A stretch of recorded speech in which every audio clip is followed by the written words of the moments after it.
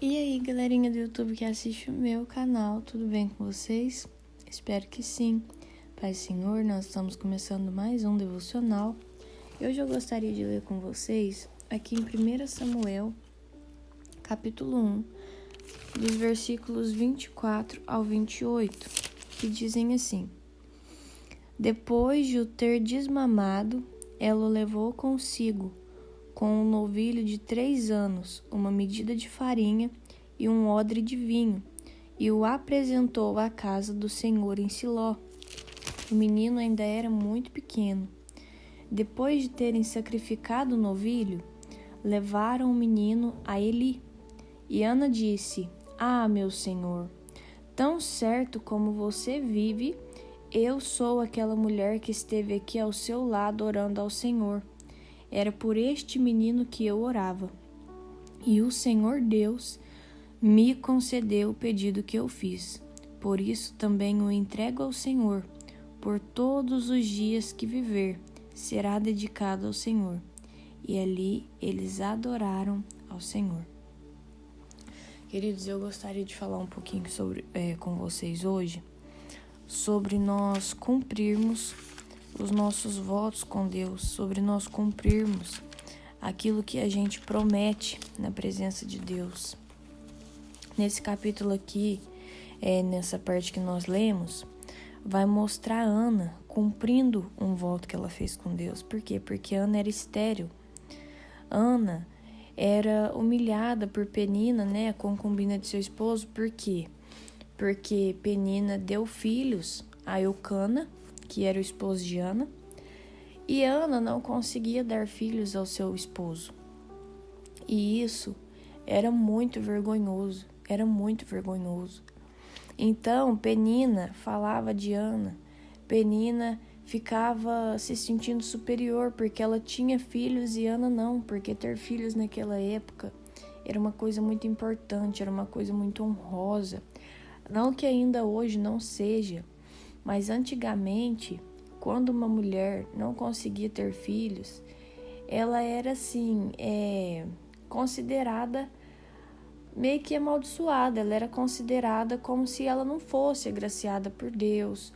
Ela era assim, desonrada mesmo. A honra da mulher, uma parte dela estava em ter filhos e filhos homens. Então, Ana se sentia muito mal. Ana se sentia muito triste. E toda vez que eles iam, uma vez no ano, se não me engano, e toda vez que Eucana ia com Ana para adorar ao Senhor, ela orava a Deus por um milagre.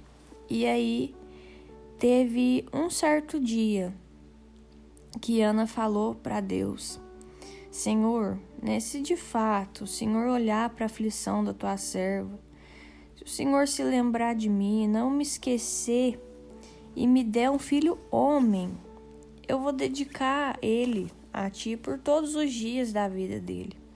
E sobre a cabeça dele não passará navalha. Então, Ana estava falando com Deus: olha, Pai, se o Senhor lembrar de mim, eu te devolvo. Então, o que ela estava falando? Eu quero ser mãe, mas eu vou oferecer o menino para passar o resto da vida dele dedicado ao Senhor. Então, a Bíblia vai dizer que Ana engravida. E aí, quando ela engravida, ela vai amamentar o menino, e assim que ele desmama, ela vai levar ele e vai entregar ele, no templo, vai deixar ele ali aprendendo com Eli. Então, é muito importante que nós cumpramos os nossos propósitos com Deus, porque Samuel foi um profeta muito importante na Bíblia. E se Ana não tivesse cumprido a parte dela do combinado, aquele povo teria sentido falta de Samuel. Aquele povo teria pastado mesmo sem Samuel. Por quê? Porque Samuel era o homem que Deus escolheu para estar ali. Então, queridos, nós precisamos fazer isso porque Deus conta conosco. Deus conta conosco. Deus já tem planos para nós, Deus já tem planos com aquilo que Ele colocou na nossa mão. Se Deus colocou um ministério de louvor na sua mão, Deus já tem planos com esse seu ministério. Deus já sabe quantas almas Ele vai salvar através de você. Se Deus colocou na sua mão o ministério de pregar, Deus já conta com isso. Deus já está contando quantas almas você vai levar a Deus através do seu ministério. Então, quando Deus colocou aquele filho no ventre de Ana, Ele já estava contando com quantas pessoas Samuel ia ajudar através do ministério dele de profeta. Deus já estava contando com Samuel, ali no ventre da barriga da mãe dele. Deus já estava contando com Samuel. Então, se Ana não cumpre a parte do propósito dela, com certeza ia fazer falta. E com certeza Deus não ficaria alegre. Por quê? Porque Deus honra a aliança dele conosco. E espera que nós honremos a nossa aliança com Ele também. E sabe por que eu falo isso, irmãos, nesse dia? Porque existem muitas coisas que a gente promete no calor da emoção. Ali, enquanto Ana estava orando, pedindo por um filho, se alguém tivesse ouvido a oração dela, poderia ter achado exagerado você desejar um filho a sua vida inteira, para quando você finalmente tem um filho, você desmama ele, leva para o templo e deixa ele ali, aprendendo a palavra de Deus. Então, era uma coisa assim, difícil que Ana prometeu. Difícil, porque você fica grávida, 9 meses, você passa pelo parto, você cria aquela conexão com o seu filho, você amamenta ele. E aí, quando você está ali, toda envolvida no seu bebê, ele faz uma certa idade e você leva ele para o templo e deixa ele morando ali, aprendendo, com o sacerdote, enfim. Não é fácil. Foi uma renúncia muito grande que Ana fez, mas ela sabia que valia a pena. Mas quem ouvisse essa oração poderia pensar que na hora do vamos ver ela não iria cumprir. Por quê? Porque é isso que muitas pessoas fazem. Quando elas querem muito algo, elas prometem mundos e fundos na presença de Deus. Não, eu vou me consertar, eu vou fazer tudo para tua honra, para tua glória, eu vou pôr a mão na arada. Por quê? Porque ali na hora ela está emocionada. Mas depois que a emoção passa, depois que a gente volta à rotina, hora que aquela coisa que a gente tanto queria chega na nossa mão, a gente não sabe o que fazer. A gente não cumpre os nossos votos com Deus. A gente, queridos, leva muito de qualquer jeito as coisas que a gente fala na presença de Deus. Sabe? Um exemplo disso é o casamento. Gente do céu, a pessoa marca o casamento, ela casa ali, no cartório. Ela faz questão de casar na igreja. Porque existem muitas pessoas que fazem a questão de casar na igreja, de vestir de noiva. Só que isso perdeu o significado. É por isso que muitas vezes em certas igrejas existe até um ensinamentozinho, tipo uma revistinha, antes da pessoa casar, antes da pessoa batizar. Porque parece que a gente precisa explicar o óbvio.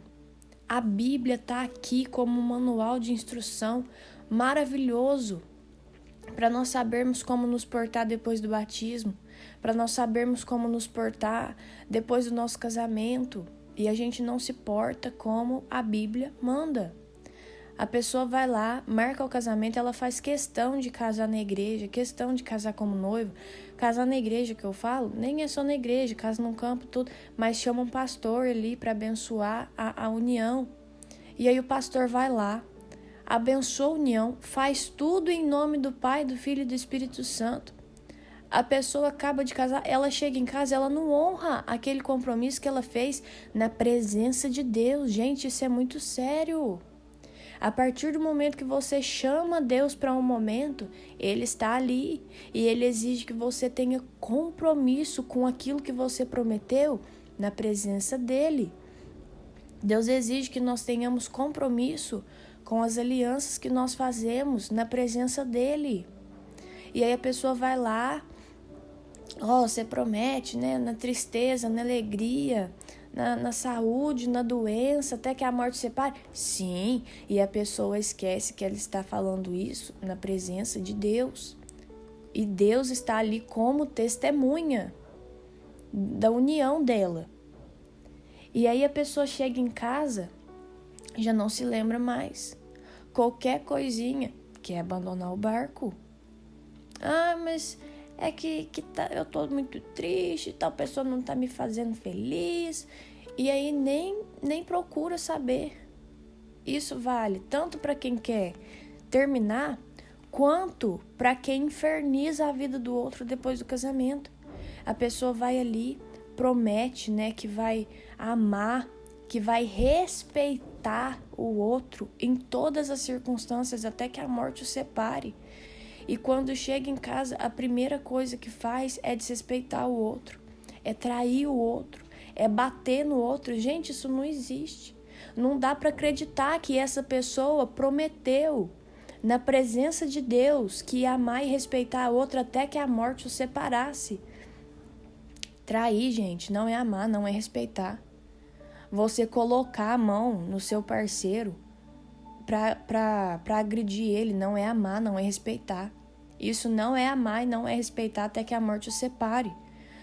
Só que aí você vai olhar os vídeos, você vai voltar no tempo, ela estava ali, no altar,